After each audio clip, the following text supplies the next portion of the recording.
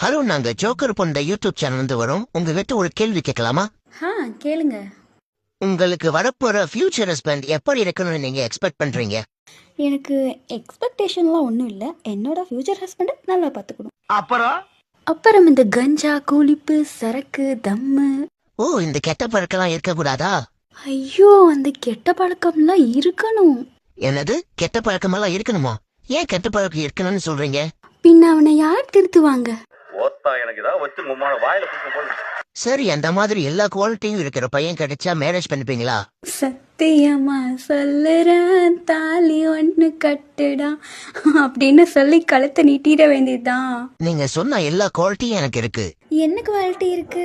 தண்ணி அடிப்பேன், சிகரெட் அடிப்பேன், பீடி அடிப்பேன், கூலிப்பு வைப்பேன், கணேசு வைப்பேன், கையடிப்பேன், கஞ்சா அடிப்பேன், 2 தடவை ஐட்டம் கூட போயிருக்கேன். ஐயோ, இன்ஸ்டால ட்ரெண்ட் ஆகணும்னு தான் நான் அப்படி சொன்னேன்.